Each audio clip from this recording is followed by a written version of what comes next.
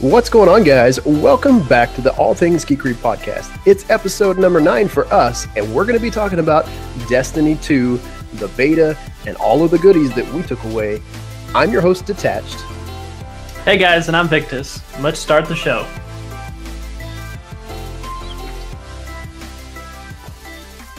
All right, guys. Well, we are back with episode number 9. It has been a minute or two since we have done some recording because we have been fairly busy in life, but we've also been fairly busy in the gaming world as well. Both Victus and I have been pretty active with staying in touch with our gaming fingers and our trigger fingers, and we've been playing some Destiny, we've been playing some Halo, but most importantly, we jumped into the Destiny 2 beta, and we got some pretty good time, and we were able to touch on a lot of the different things that they gave us. Now, for a beta, they didn't give us a lot, but I think they gave us enough to just wet our whistle and kind of make us want the game even more. Yeah, I think they gave us a beta. They gave us what they needed to get the job done. For all those that think it needed more stuff into it, well, buy the full game. Yeah, all that noise was so annoying. I heard more people complaining about what they didn't get instead of just enjoying what they got. It's a brand new game. It's not supposed to be a continuation per se of Destiny, even though it is. This is a brand new fresh start. They've kind of wiped the slate clean, and honestly, what we got in the beta is what I feel they wanted Destiny to actually be. But the technology just wasn't there yet. Absolutely. I mean, for what we got amazing. We got a opening story mission that threw the story at us. We got a strike, and we got to wet our whistle with a little bit of PvP in there, and that all was, I think, put there specifically to test each one of those sections that's going to be in Destiny. Yeah, honestly, jumping in, I kind of liked the way that they just dropped you immersively into the story. They opening title screen that just kind of gives you the ooey gooeys and kind of gives you the chills. When I saw the hunter, I was just like, oh, look at the shiny boots. I wanted the shiny boots. I wanted the armor. Though we got armor from PvP and some of the missions, I'm like, no, I'm sticking with what I got because it looked so good. It really did. So I'm a hunter by main. I love that class. I always will. It's just something about that class that is fun to play. And it's across pretty much any game that has a class selection, I've noticed, whether it's an MMO, an RPG, whatever it is, if they have some type of hunter or an agile class like a rogue or an assassin, I tend to favor that class more than your tanks or maybe your wizards and magic mage classes. It's just something about that style. And Destiny 2 was no different for me, hopping in on the hunter and jumping right into the beloved tower where all our junk was blown up. And it was just kind of this, oh, whoa, look at this place moment. It was really cool. Well, yeah, I mean, coming right off what we saw in all the trailers, it was basically that first mission that they dissected and put in different order pieces. I didn't actually... I kept myself from watching some of the previews that some people got to play out at the different conferences. And so getting to be able to just play that opening scene where the tower is attacked and you see a little bit extra dialogue you've never seen before. And then apparently your guardian was out on a mission. And I was always wondering how they were going to play into that in coming back and, couldn't communicate with the tower. They, didn't know what's going on. And all of a sudden, boom, you're there. The Vanguard area is gone, and that's where they pop you. Absolutely decimated. Yeah. So I think out of everything in that story mission, what was the funniest is when you finally came up to the actual tower where the vault space used to be. I don't know if you could, but as you're walking up the steps, you remember the famed ball? Did you see it? I didn't see it. No. The ball is on the steps. It's been squashed and deflated, and it's just kind of lifeless and dead on the steps now. That's right. I do remember seeing a shape like that. And it was interesting seeing all those things you spent so much time around, and they're gone. And It's they're all gone. Yeah, you know, even though it's a game, and you know, we've got real lives outside of this. We've got families, we've got kids now, and that is something that I cherish dearly. But gaming is just a part of who I am. It always has been, and I think Destiny as a whole has done a very good job of taking the player and saying, "Hey, come with me on this journey. I want you to be a part of it." And even as I hate to say it, even as bad as Vanilla Destiny really was, it was a blast and it was still immersive and it was a lot of fun to be sucked into that world. And Destiny 2 seems to be 1,000-fold above what Vanilla even started at. right. I mean, right off the bat, we're thrown into an actual storyline that is not. It's pretty straightforward. Cabal attacked. You then have to rescue everyone and defeat the Cabal. Okay, great. At least we know what we're doing this time. Yeah, there's no broken story there by any means. I think we've got a pretty straight shot. Yeah, I mean, that now is paired with something that has been improved on, and that's, you take now what's going to be, and so far it's looking like it's going to be a good story combined with what has already been in place, which is great gameplay itself. If you take the story away, the game by itself, Destiny 1, and they're now improving on even more in Destiny 2, very smooth gameplay that made it even faster paced with some of the abilities that you now have. So yeah, I do like what they did with the pace of the game. That felt very nice. Again, I've still got some toss-ups, and there's always going to be pluses and minuses, and I think that's the best part of the game is you may sacrifice one to gain in the other, but that again, it's just change in general. That happens in life. And whether it's a game, whether it's real life, I like the fact that they said, hey, we've got a great base foundation. We're keeping our warlocks, we're keeping our titans, we're keeping our hunters, but we're revamping the whole system of how they function.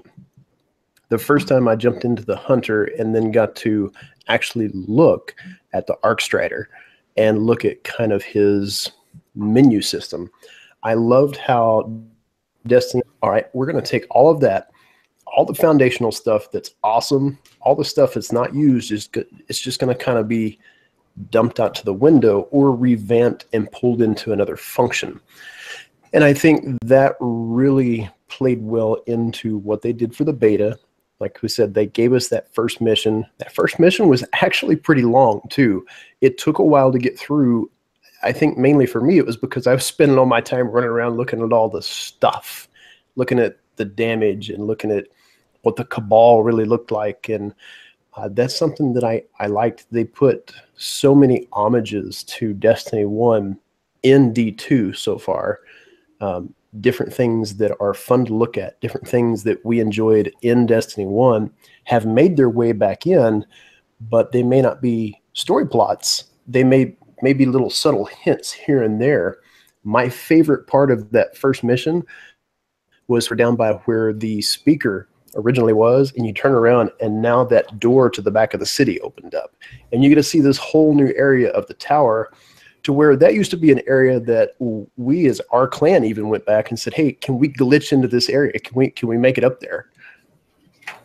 Right. I mean, that's, even though I ran a Titan and I'd like to run face first into things, I didn't even get the actual battle until several minutes into the actual mission. I kept looking at things. I was like, ooh, look at this. Oh, wow, this is just right. What was this part before? Oh, this was the door.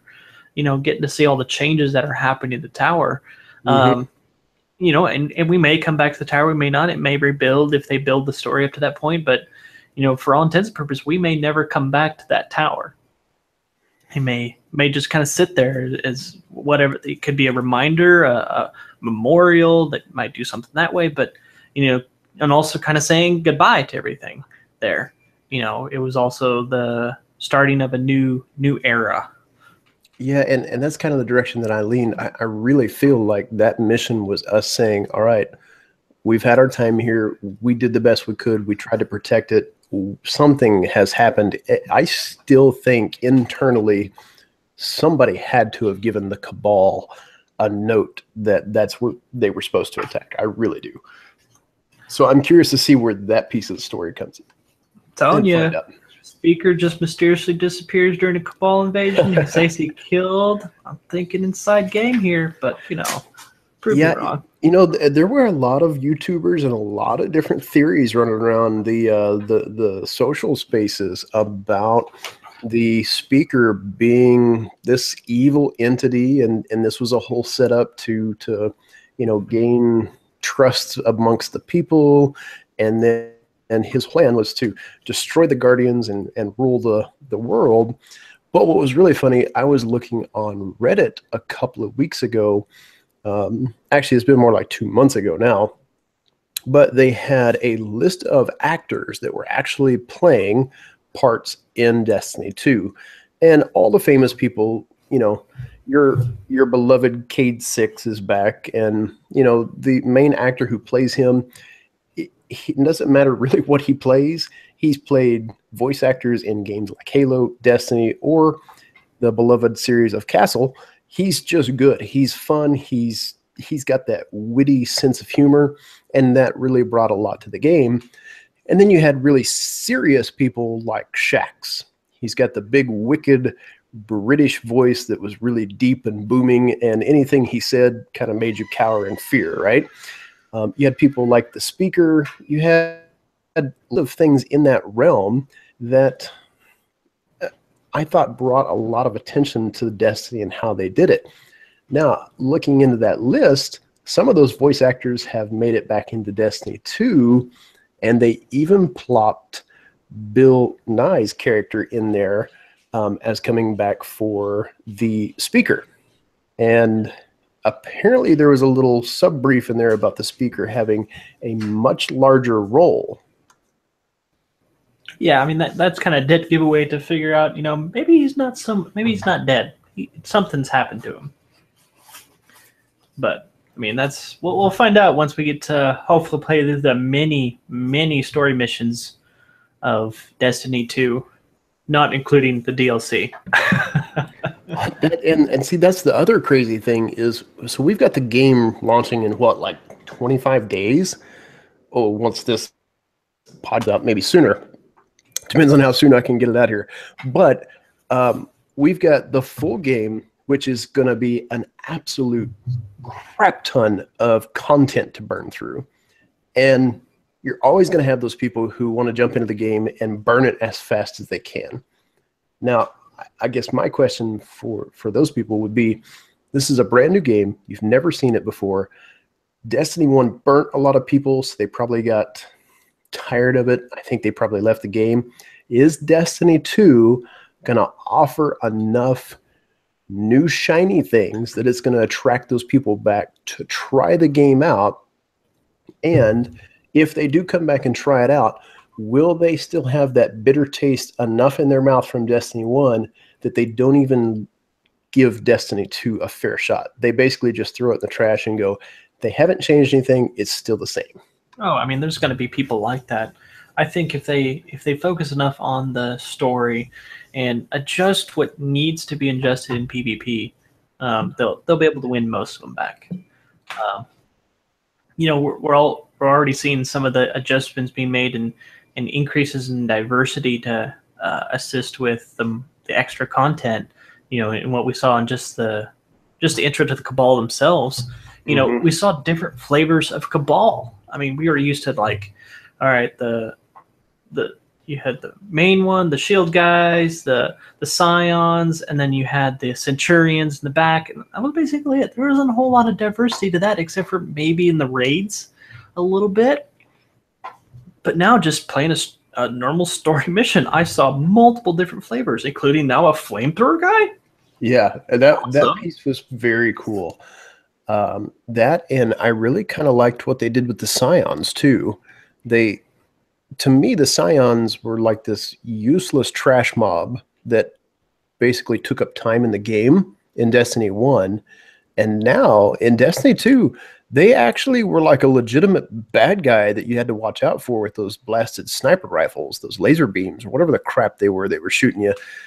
There were multiple times I was running through and I was focused on taking out this large mob of Cabal, and then here comes this laser beam sniper shot to the side of the temple. Done. And I was gone. Yeah, I mean, it goes into, are we going to see some of the original Scion come back, or is this the Red Legion Scions? Or maybe I'm hoping they're going to bring in more than just the Red Legion in. Let's bring in the others and not just focus on one and see what we have. We saw some promise with that in some of the other story content that we got to see. Yeah, but we did. We'll see. Now, there are some out there floating, talking about different, I guess, basically classes of the Cabal or different breeds of the Cabal. We saw some that were very large and tanky, and this was my question. Instantly, the big tank Cabals that have got the shield, if you're supposed to protect yourself and you've got a big laser beam shield that you stick out in front of you, why would you have an off button that gets put in the front of it that you can just shoot and it turns off? Well, for all the gaming out there, something has to be fair about that. Though to be fair, it did take me a long time to figure out that was actually an off button. I was like rolling grenades around the shield, or flanking them. So I think you were the one who pointed it out finally, because the rest of the group were like, hey, maybe we can flank them. We were trying to like jump over the top of them, and then somebody was like, hey, there's a off button here. You just shoot it and it goes down. I think I was bullet hosing them, and all of a sudden the shield just died, and I realized I was actually doing DPS damage right in the middle of it. So, but see, that just goes to show the amount of attention to detail that I think Bungie gives their games. It's simple little pieces like that. That may be very small to some people, but to me, that goes, hey, I want users to experience something. I want them to be a part of this. It's something they have to discover. It's nothing that we're just going to give them. You've got to discover how to do that. And that's what I've always loved about what Bungie's done with Destiny, and really hoping that they continue that trend in Destiny 2 with all the little secrets and nuances that you have to do. My original point back to those different breeds of Cabal, there were some different videos out there on the PlayStation content that was coming. And one of the maps that they were getting for PvP had kind of a hive-ish feel to it, but then they also were getting a specific strike for the PlayStation. I do not remember the name of it. It had something to do with the Black Lakes or the Dark Lakes or something like that. Definitely it was in the European dead zone. You could just tell by all the trees and kind of the earthy feel it had. But the Taken were back.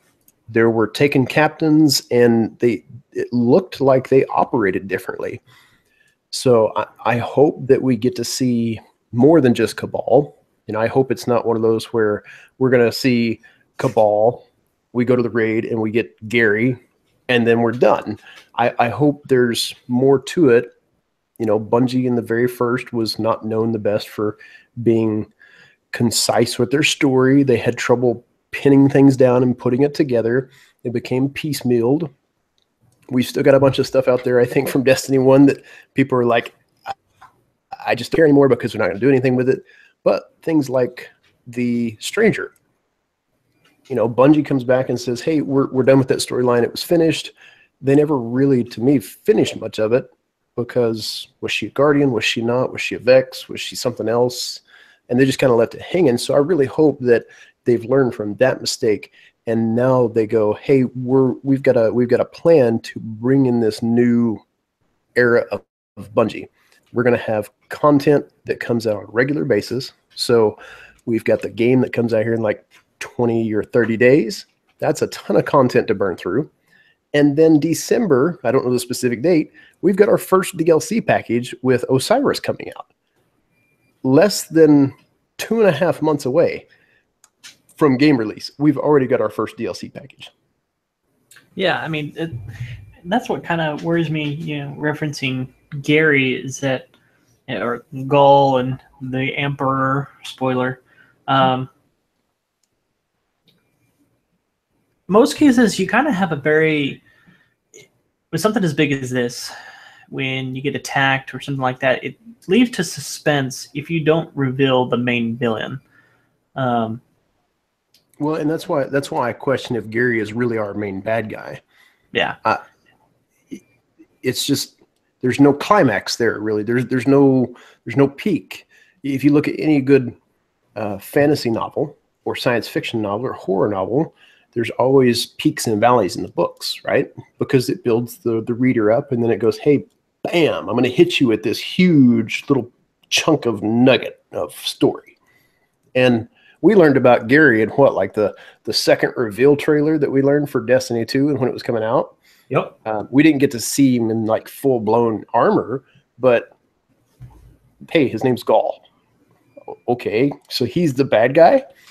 All he is a big cabal. I'm playing him down right now. I'm sure he's crazy and he's going to be extremely hard to kill. But what I kind of hope is Gary isn't the main bad guy. I hope Gary is, yeah, he's a general of the army and he's a bad A, and he's going to be extremely hard to kill. But to me, there's got to be something else that's leading him. And I think that's the console. That's my opinion. So we learned that the spoiler alert, guys. If you haven't been paying attention for the last few months, here's a spoiler for you. Gaul, or Gary, is now the emperor of the Cabal because he, by military force, took over from the emperor. And there's this other thing out there called the console that is basically Gary's mentor, right? So people are saying, hey, the console, nobody really knows what this thing might be.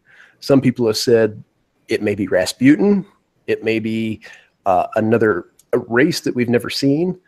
But to me, the way they've got this thing set up, Gary's going to be freaking hard to kill. I think he's going to be in the raid, but I think there's something else out there. And that's going to be our main bad guy. Yeah, and it goes into, of all the enemies we faced so far, for one, out of the blue, he comes and basically raffle stomps the Guardians. The entire tower in one swift move. There's no talking about, there's no warning. It just happens. You know, the Taken King couldn't do it. Crota couldn't do it. The Vex couldn't do it. And here's the Cabal with Gaul leading them, and boom, it's done, over. But he doesn't destroy. All the others, they wanted to destroy the Guardians. They wanted to get rid of them. But Gaul wanted the light. He's jealous over the Guardians, right, for having the light. We only see that type of jealousy in, say, the Fallen, because they once, according to the lore, had the light. Yeah. So it's interesting to see the story now taking that form, and that the light's not gone; it's just been taken. So, yeah. So you brought up a good point with being jealous. So, if I'm going back to my points of kind of writing books here, if you read a good suspense novel and there's jealousy that's brought in, there's different things that happen with that, and it changes that character over time. And usually, what you see, like maybe a couple of brothers, and the older brother is soon to be king when dad passes away, and younger brother becomes jealous because older brother may not be the best fit for being a king. Younger brother is, and it becomes that jealous fight of, you're not good enough for this. But then you've also got types where that jealousy creates a murderous intention, and that person goes to basically wipe out whatever is stopping them from having what they want.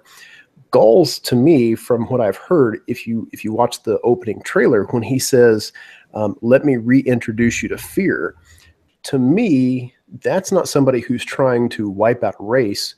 To me, that's somebody who is trying to say, I'm the big bad guy, and I now own you. I've taken your light away. You're going to serve me. Well, I mean, he even said, you're not afraid of death, and he said, let me reintroduce you. He's rubbing it in the Guardian's face that he has a light, and also he didn't just outright obliterate the Guardian. He just tossed them aside like they were nothing anymore. So, and that brings up a whole other point too. So, with them being kicked away, the Cabal have created this spherical object that puts a force field around the Traveler. So that brings up a couple of points. One, the Cabal knew what the Traveler did to the Guardians. And that message came, here's another spoiler if you guys didn't know this from Destiny 1. It came because in one of the missions in Destiny 1, when you actually go fight against the Taken on the Cabal ship, the Cabal are trying to figure out what these Taken are, and one of the generals of the Cabal army gets taken. And it was him, and I cannot remember his name, it was him that actually sent a distress call to the Emperor of the Cabal. If you read through the lore and the Grimoire cards of that specific strike, it talks about how the Cabal have encountered this being that can regenerate its health and it doesn't die, and they can't kill it. And it's because of, they think it's because of this Traveler. It was a pretty cool piece. So I like how they've brought that back, and now we seem to have this split between the tower. We've taken what humanity knew as the most powerful being we've ever seen, the Traveler. He created life, and now he gave back to people, and he brought people back from the dead, and they became these Guardians. And now they seem to be split. They're all over this planet. The tower's no longer. And now we've got Guardians that are being kicked off of this Cabal ship. What happens to these Guardians? That's the piece that we didn't really get to see a whole lot of in this first mission, and I like that because it keeps the suspense up for the story. But how do these Guardians get their light back? We've already seen that we still have some skills. Where are these weapons coming from? And these, I'm just talking out loud because my brain is going nuts with all these different questions, right? And it makes you wonder, did Bungie want Destiny originally to have more of the MMO RPG feel to it? The large open world, I want there to be a tank, I want there to be a healer class, I want there to be a crowd control class, and I want them to have multiple points to go talk to different NPCs, to pick up quests, to have turn-ins. And I really feel like that's what Destiny 2 is turning into. We have seen a healing class now with the Warlock. We've seen a true tank come in with the Titan.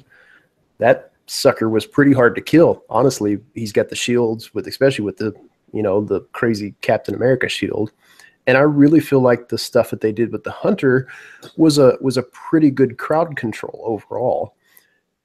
Now they're talking about different worlds that we might be able to explore, having different NPCs to go talk to. So I really like that fact that we might actually get to see some of this MMO style gameplay come in. Yeah, and the MMO, I think they're moving in a good direction too, especially community-based, linking up. They started it in D1. They're capitalizing on D2 some more. But the RPG part is going to be interesting because, each one of us relates to our Guardian. We are, whether what we choose to do, even though it's just like the guy next to us sometimes, and sometimes the exact same armor and shaders and everything, it's your Guardian. But there was an immersion break in that beginning story, I feel. And that had to do with really at the very end when you lost your light, your ghost falls to the ground, and Gull kicks you to the edge of the ramp and your ghost goes falling off, and your Guardian, I fully expected some type of voice to say no or something like that, even in a whisper, but nothing. He just reaches out towards the ghost as it falls down, miles down to the city. So, and yes, our Guardian didn't talk a whole lot in D1, but he did talk some. He or she did talk some. It made some jokes. Yeah, there were some good funny moments with that. So yeah, the no voice acting or apparent no voice acting so far is to me a little bit worrisome. It's not the biggest plot killer for a story, but I think most people when they play Destiny, they don't relate to their character because of what they say. They relate to their character because of its looks, how they play in PvP and PvE. You look. Let's look at the Destiny community. If you take big picture, not Destiny community as in just every person that plays, but you look at the social media Destiny community, the YouTubers, the streamers, the people that make up the face of how Destiny is perceived, per se. Each one of them have a persona that goes behind them. You start talking about, my name is Bife. He's a lore master. He is known for his lore. And he's also known for being a warlock.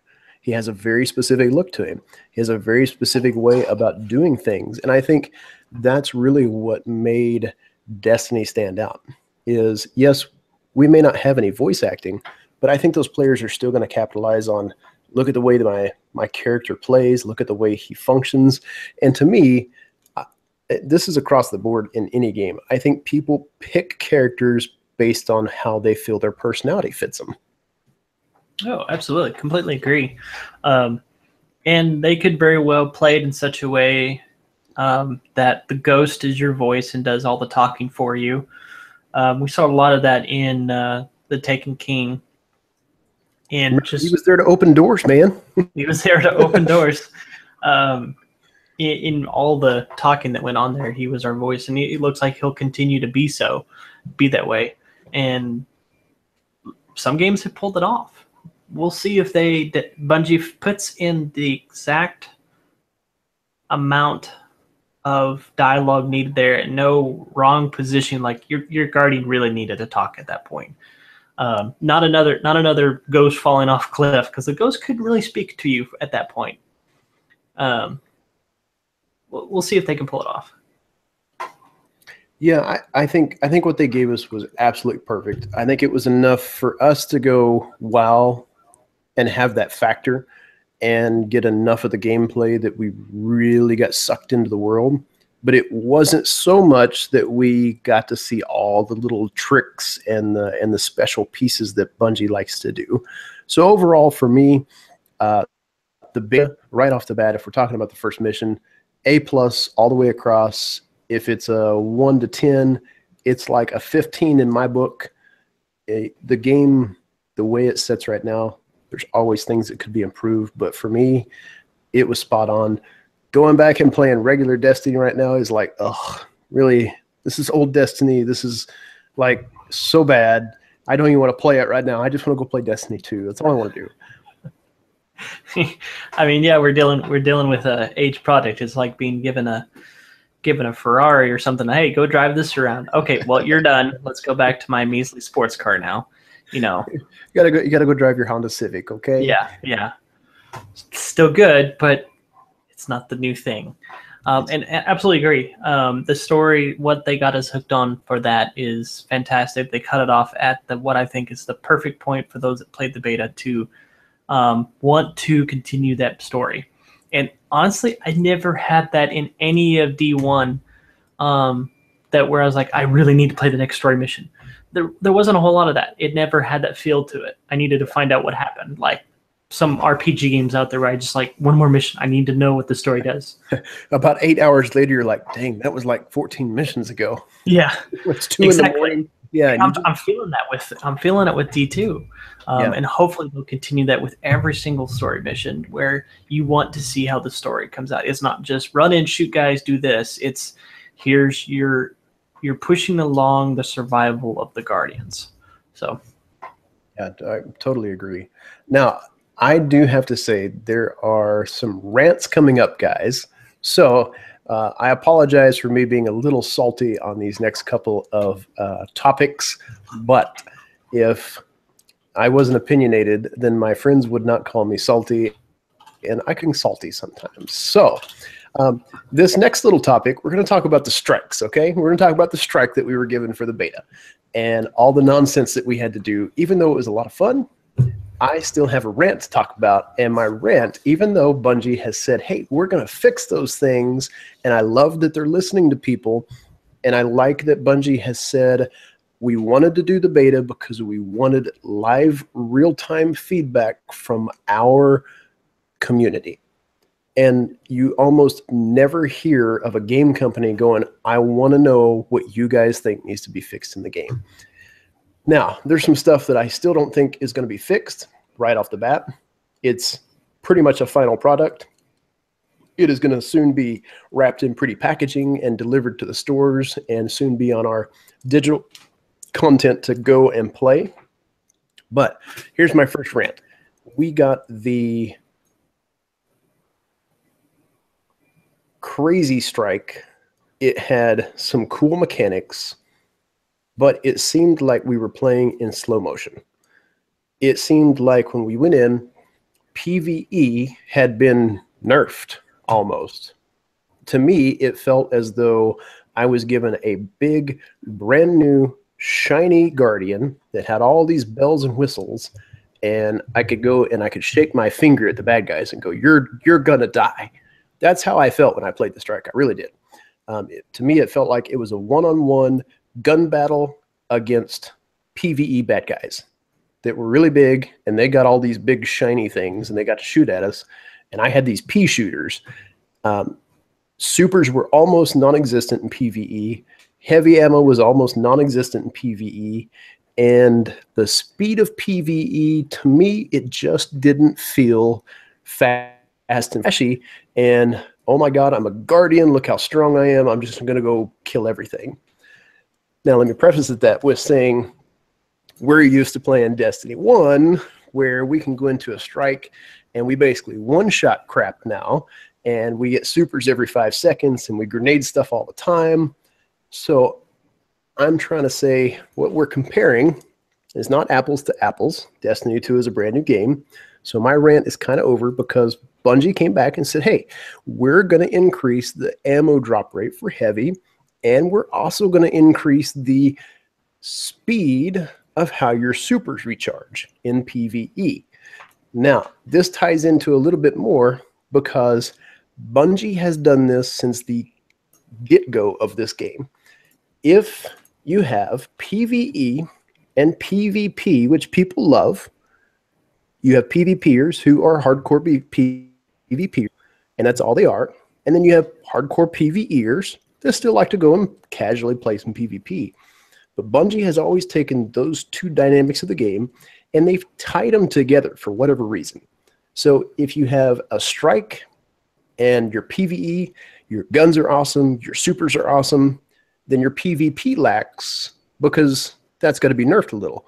You don't want to just go into the PvP and be this super cannon that kills people every 5 seconds. It's not fair. But now it seems what they've done is they've buffed PvP and they've nerfed PvE. What I would actually like to see Bungie do is separate those two, and all your weapons, all your supers, all your ammo, all your abilities function a little bit differently in PvE than they do PvP. PvP being a separate topic, we'll get to that soon. But to me, it just feels that if I go into a PvE match, I should feel like a Guardian. I shouldn't feel like a human with an AR-15 against this space alien, and that's all I've got. And that's kind of how I felt during these strikes. Yeah, I mean, there was definitely some weapons in there that I felt were underpowered for what you were trying to do, and I kept going back to a couple very high impact weapons that got the job done. Completely agree on the ammo drop and the recharge rate, not just for supers, but for grenades and melees. You know, I got to one point when using the hunter, I was dodging and grenading, but well, I used the dodge. It's done. Done over. Your recharge rate's not going to help you for a little while. Yeah, so, like 5 years later, you finally got another grenade that you could throw. Right. And it did help that you were killing people, so that did, killing things, so that it helped with your recharge rate, but it didn't felt like it was enough. Going into the supers themselves and the strike, I've playing the hunter, and then I shifted over and played playing the titan, and then shifted over and played some warlock. Those two I felt had some very good PvE new additions. Specifically, you have the Titans now barricade, which was fantastic to be able to hide behind, pop up, unload your weapon, pop down, pop, and instantly back up, and your magazine is reloaded, which was amazing when using the exotic auto rifle. I don't know if you can call a minigun an auto rifle that the Titans get. Yeah, I could just bullet hose everything, and it was ridiculous. And with the Warlock, you have the healing aura that they can drill down, which can be either healing or damage buff, but that really helped a lot. So I saw those as leaning in a good direction for stuff that we'll start to see and start to use in raids and all that. Very team oriented. It felt, and I like that feature. The hunter, not so much. I think for PvE, there were specific aspects, like you said, the Titans barricade function. Getting that wall, whether it was a small one that you could pop up and look over, or it was a large one to kind of protect people around a corner or have a hiding spot for a little bit. That became very useful. The Warlock, as long as they used their healing aura or damage buff, the empowerment feature for that class skill, it became very well-rounded as a team. To me, the one or two times that I played the strike as my hunter, that I really felt like he was able to contribute something was when he did have his super as an arc strider, and there was a large mass of mobs, and I could pop that and just obliterate the mobs pretty much instantly. But outside of that, as a team function, he was literally just an extra hand to have more DPS. There was no team function that he really did unless he had his super. Yeah, I mean he was a lone gunman for most of the PvE match itself. Moving away from what we saw as the gunplay, and that's what PvE delved into, was just a whole lot of gunplay. You shot things a lot instead of using your skills, kind of mix it up a little bit. We'll see if they adjust that and adjust it in the right way to make it all balance out. Yeah, I mean, at the end of the day, Destiny is a looter and shooter. If you're not shooting things, you're not going to loot nothing, and that's the key mechanic to the game. I definitely have to say the game overall, absolutely freaking beautiful game. The color schemes, the interaction, the way the worlds looked. I mean, Nessus, the colors that Nessus had, it was just kind of mesmerizing. You spawned in. There were matches where I know we all spawned in, and we just kind of went and explored around because it was so pretty. I think that right there is definitely noteworthy for the game. I'm anxious to see the other worlds and how things look. The way the Guardians look even kind of has that impressive, mesmerizing feel to me now.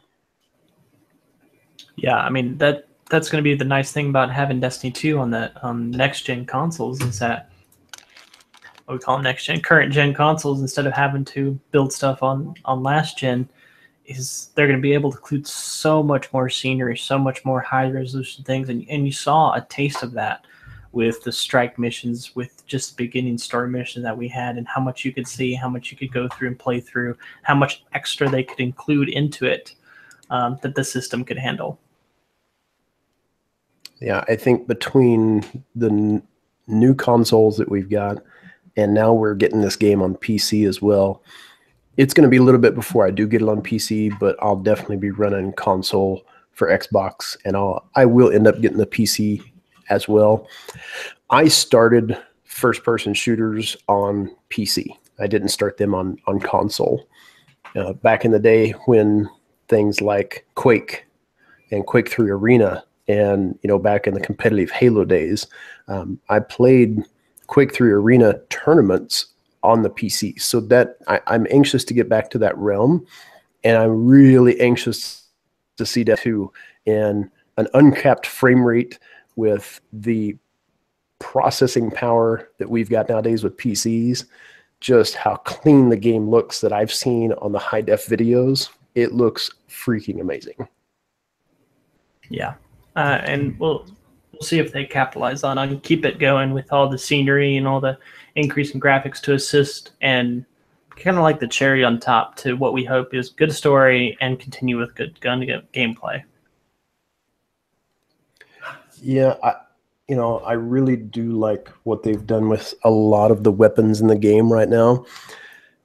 The one thing that kind of worries me, and I'm curious to see what they do with it, is the grind that we had in Destiny 1 for finding that God-rolled weapon, right? We wanted something for PvP. Then there was a roll out there for it, like wonderful scout rifle that had Firefly, and it had explosive rounds, and it also had triple tap on it if we wanted it. Then we could go and we could grind for something, and that kept people coming back over and over and over. Now, at the end of Destiny 1, they kind of gave us some freebies, and they pulled in the rotating perks. Well, Destiny 2, that's out the window. They've already said there's not going to be any rotating perks on weapons. There's going to be static perks, but we get mod slots now. We apparently get a lot of mod slots in our weapons from the beta. There were a ton of open slots, everything from your shaders and the way you could customize your weapon to mods that were arc damage and void damage and solar damage. And I like that. But what other kind of mods do we get? Will there be stability perks, be range perks?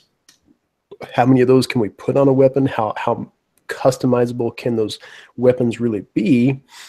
And my question surrounding that is, how customizable are the exotics? Because right now, the exotic perks are crap, in my opinion. They just did not feel good.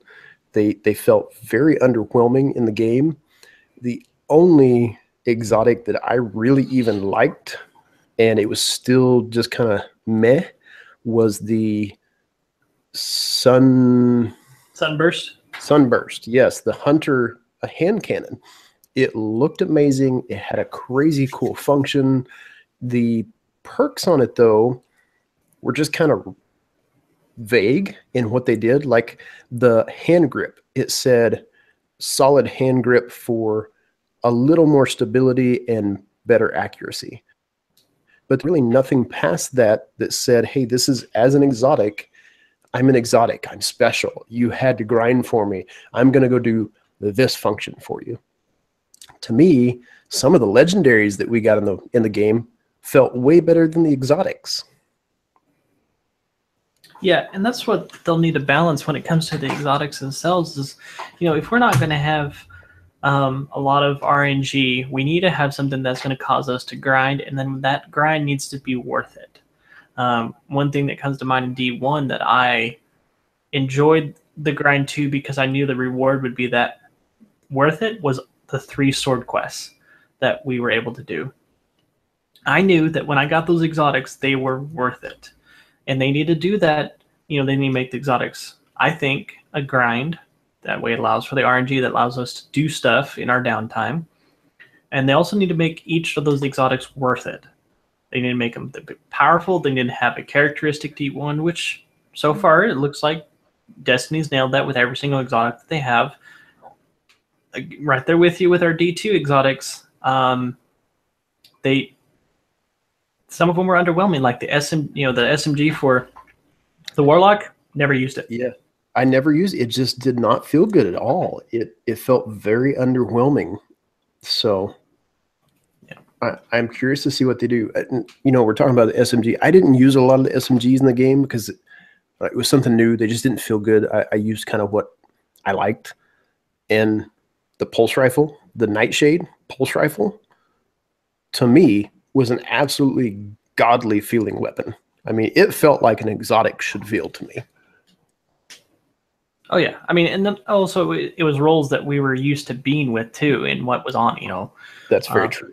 full auto, and, a couple other stability stats on it, and it was used to what we're playing with too, and so that's why I kind of went to it, except for I kind of grabbed a couple others as well, especially in talking about PvP, finding out which weapons were actually good, and you start to see right towards the end of the beta, you started seeing certain weapons be used by a lot of Guardians playing. Yeah, you definitely saw people kind of falling in their sweet spots and what they liked. For me, I've always been snipers, scout rifles. I loved hand cannons back in D1. I never really cared for auto rifles. They're fun to play with, but I enjoyed scout rifles. I always have. Back in the Halo days, it was the DMR. I love the DMR. Back in Destiny 1, it was pretty much any scout rifle I could get my hands on. But going into Destiny 2, the scout rifle felt good, but it didn't feel like it could close the gap on a kill as well as, say, the pulse rifle did. The pulse rifle to me just felt good. It felt comfortable. It felt like it closed the gap on the kills really well. And then the function that I did like is I've only got like three shots left in this pulse rifle. I'll shoot them. I'll take their shields down. I can instantly switch over to now my main other primary weapon. Maybe it was an auto rifle. Maybe it was a scout rifle, whatever it was. It was like an instant switch, and I was right back to having ammo, which was fantastic.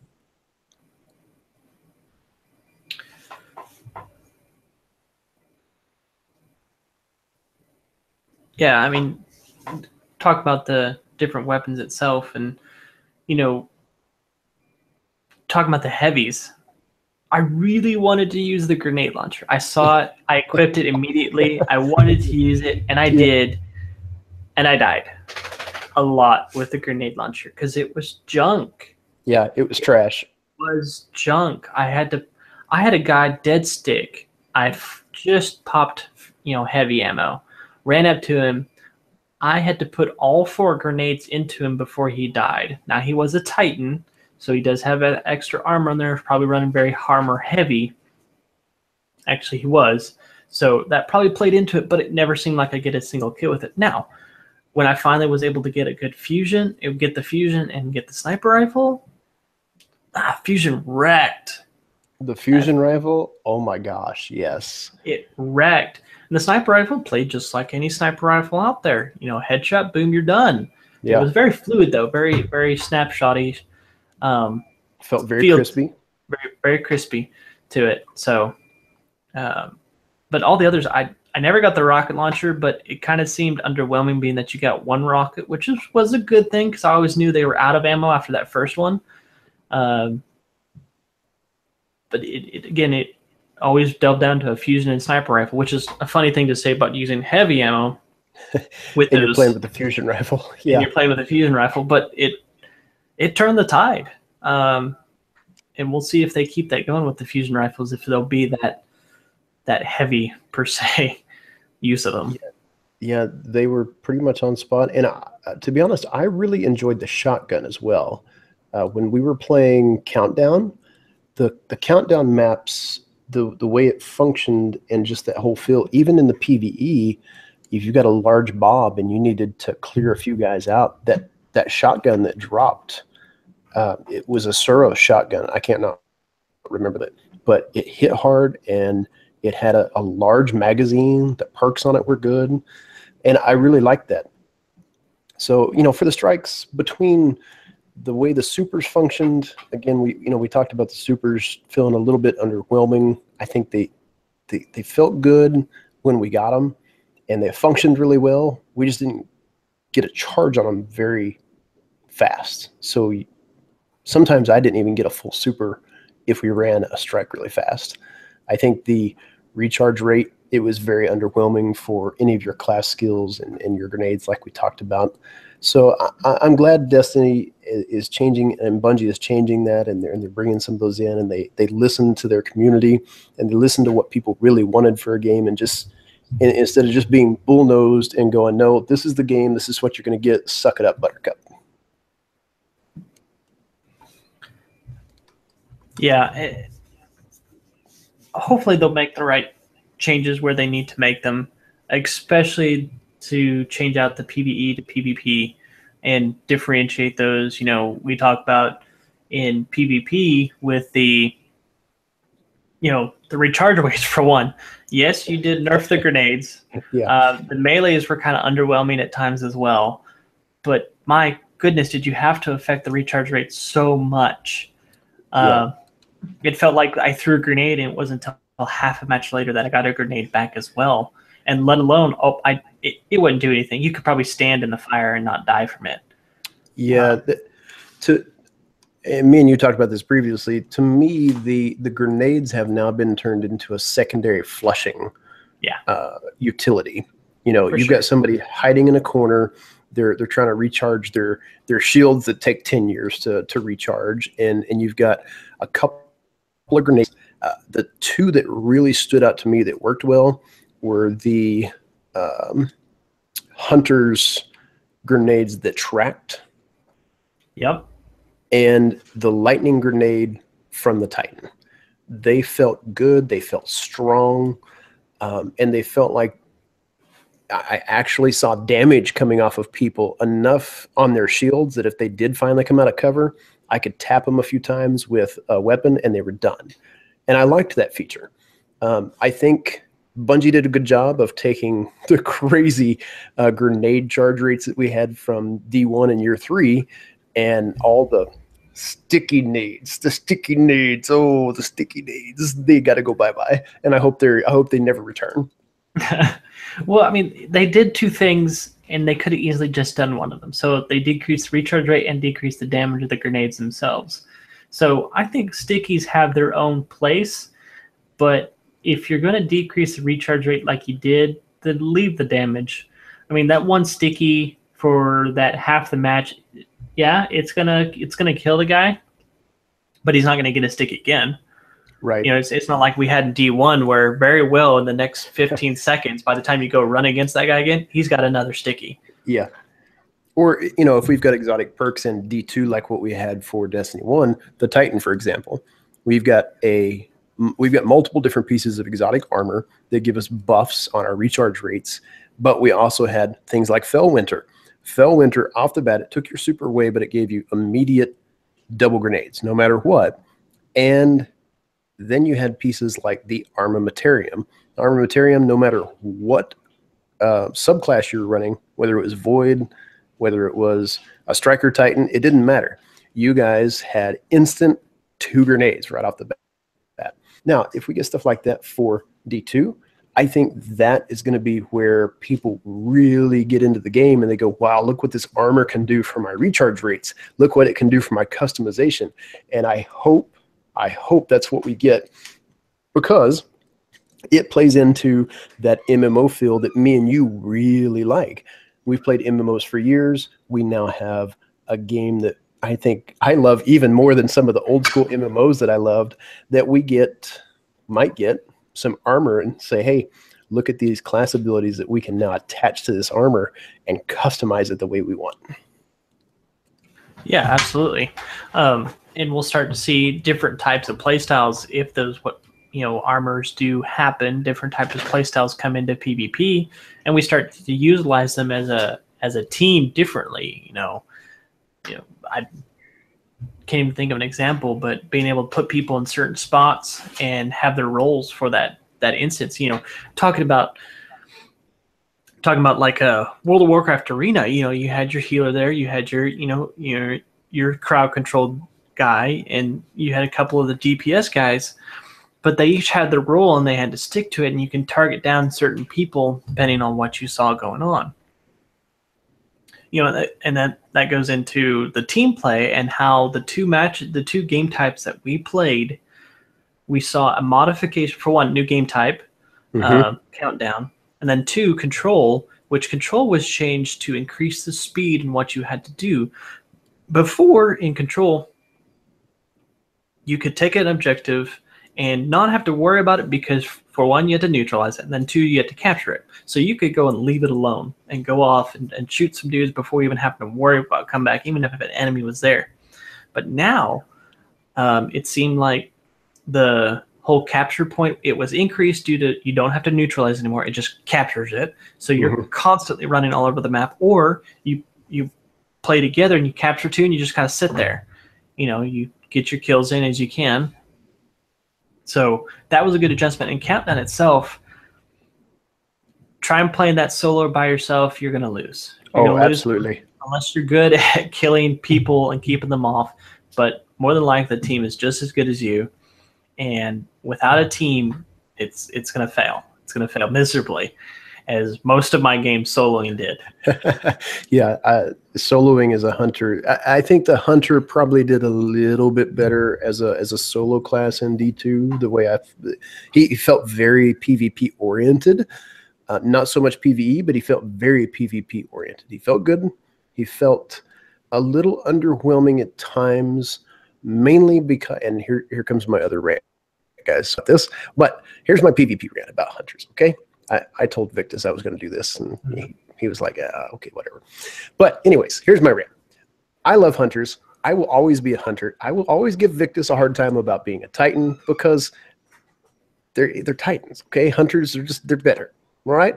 Here we go. All right. If you play a hunter and you played during the Destiny 2 game, I'm sure you guys probably saw what I saw. If you pull up a hunter and you look at their first information when you pick the thing, it says Agile class. I'm sorry, I felt like I had lead weights on my feet and the Titan still ran faster. He has armor that weighs 300 pounds. I have cloth pants with a leather cape on. I should be able to fly like a ninja and jump around and do all kinds of kung fu moves. And even when I had, and here comes my other rant, this is back to the supers, okay? If I have a giant glowing electrical charge staff that makes me run slower, what good is it in PvP? I should be able to dodge, move, and close the gap faster because I'm a lighter class, and I should be able to move faster just by the whole point of the way body movement happens when you're not constricted by heavy armor. Not trying to get all technical here, but being in sports and functions and other things throughout my life, playing football, you can't move as good with big shoulder pads and heavy gear on as you can without it. It's just the way it works. So that was a little bit of a rant for me. The hunter just felt a little bit underwhelmed in the way he moved, but roundabout, he felt, I loved the hunter. He was a lot of fun. And that's what I hope they really improve on is the hunter themselves. Because for one, the builds and the classes currently feel very PvP lone wolf. And two, the Titan is right off the bat, at least with the armor specs that we got and the armor that we started with, he was very tanky. He had a lot of abilities that were very tanky. He could hold down an objective because he has all the barricade shields. He has the defenders. Now he has a roaming super from the striker. That was a blast to use, yeah. too. And then coming in the Warlock's very utility based. He can chase away people very quickly. He is squishy to start off with, but he is also team oriented. Yeah, definitely a team shot class. That's really. I played with the Warlock a few times and good, but it definitely to me felt like a healing class. They were squishy, but yet they are super functional in helping DPS, but they weren't a killing class per se. There were some funky things about the Warlock. The Dawnblade, wow. The Dawnblade was crazy good. Loved the way it functioned, loved the way it worked. The Nova Bomb, I was not as big a fan of. The one or two times that I finally did get a Nova Bomb, in fact, I think it was me and you were standing right there when it happened. It looked like somebody had thrown a slow motion beach ball and tried to throw it really hard across, and it was just kind of floating through the air. So to me, it kind of defeats the purpose of that class. You're supposed to be kind of a crowd control, fast-paced moving. You're supposed to be with your team. You're supposed to help them heal, and your big, powerful supernova bomb goes like 0.5 miles an hour. So it felt weird. That class kind of felt weird to me. Yeah, that one I think will need. I never played it right, but I think in looking at the settings, it has its own type of style to play with it to make it most successful. How you pull that about in PvP, I don't know, because there is an ability where you can shoot the Nova Bomb, and it explodes and release even more. I saw in some videos where that proved to be very successful, especially in PvP, but never able to pull it off. But I do think it needs just a little bit of adjustment, possibly in the speed itself or in how it acts. Yeah, it was a little odd. Now, as that know me are going to shoot me for even saying this, but when I finally decided to start my Titan, I think it was day 3 of the beta, I absolutely freaking fell in love with the way it functioned, both in PvE, but more so in PvP. PvP, the Titan feels like an absolute beast of a tank, and they were blasted hard to kill. They were fast, they were agile, the one thing I didn't like is what I noticed anyways, the barricade walls became a panic button for a lot of people. So if you're running with your team and somebody breaks off, say the Titan broke off and he is almost down, his shields are off, I noticed a lot of Titan go panic mode and they would pop that shield really quick and they would die anyways. So now the function of the Titan is supposed to be your tank. You're protecting your team members. You're supposed to be the front pack taking the bullets, setting up barricades for your team to help take over control points or set up a barricade so people can grab certain things. And I felt like people abusing it is not the right word. That's not the right word. Over panicking and just hitting the button to pop up the skill to think it's going to kill somebody, because D2 is so team oriented. If I was to set and go, I want to rank how I played in PvP, Hunter's always going to be my main, but the Titan came out number 1 in PvP. He felt the best out of everybody. He was well-rounded. If we had the beta to do over, play again, guys, I would have totally rolled a Titan right off the bat and gone and played Countdown all day long. The Titan was legit in Countdown. He was hard to kill, and with that barricade, oh my gosh, it was hard to get around that thing.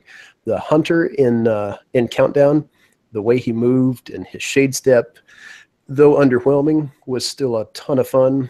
But for all my Warlock friends out there, forget it. I won't roll a Warlock in D2 when it first rolls. It just did not feel good at all to me. Yeah, see, I actually rolled and played very well with the Warlock itself due to the fact that the blink. The blink was fun. I could just mess people up because I just blink away, and I could move across the map very quickly with that.